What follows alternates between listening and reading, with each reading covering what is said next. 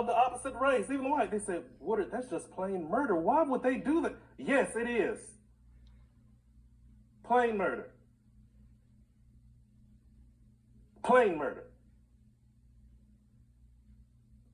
What I saw in that video, guys, was disturbing. A lot of people don't know this, but coming up as a young teenager, I used to work in a funeral home. And thank you and kudos to John Beckwith, who owns the Golden Gate Funeral Home in Dallas, Texas. He took me up under his wing. And back when I used to work the morgue at a young age, I've seen people come in there all kinds of ways. Cut up, shot up, dead, cancered out, whatever the case might be. That man's eyes got really big in that camera while he was laying on the ground, just like this, and then they relaxed. He died at the scene. He died at the scene. He took his last breath on Facebook Live. Could you imagine how his family feels if his family saw that? They saw it. And there's nothing they could do about it right then and there. Minutes went by. This officer still has his knee inside this man's neck. You know how hard concrete is in the street? You putting your body weight on it? More time went by. He still has his knee in this man's neck. The paramedics even get there. The paramedics get there. He still has his knee in this man's neck. You even see a paramedic come and check his pulse. The officer's knee is still in this man's neck, y'all. The only time he gets up is when they pick up his lifeless body. Death had already settled in and taken over. Jesus. And of course, none of those people out there were doctors, because everybody knows, even if you die at some scenes, you still get pronounced dead at the hospital. A doctor has to pronounce you dead.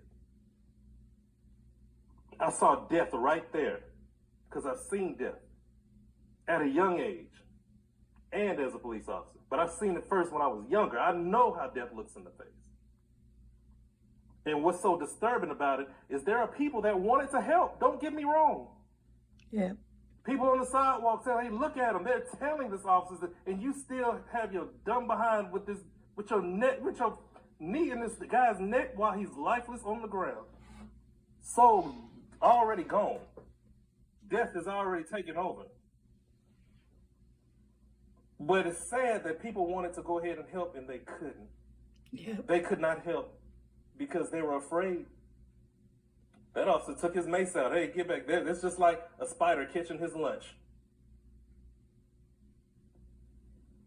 You better not come near it, or a dog getting his lunch. If you come near what the dog already has in his mouth, guess what? He's going to growl at you. I've seen a lot of stuff on Facebook. I've seen a lot of stuff in the street. I've dealt with a lot of stuff throughout my whole life, but I have never seen something so heinous just like that. So demonic. Yes. And like I said, I don't care what that man has done.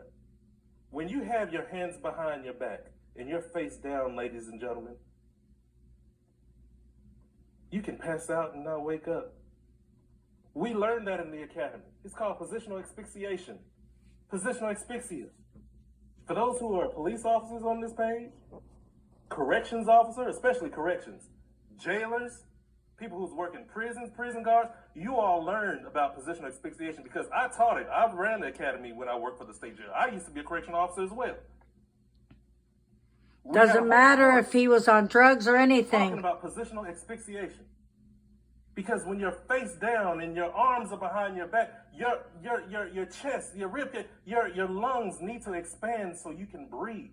That's right. But by you being combined and bound and face down with your hands behind your back, it's hard.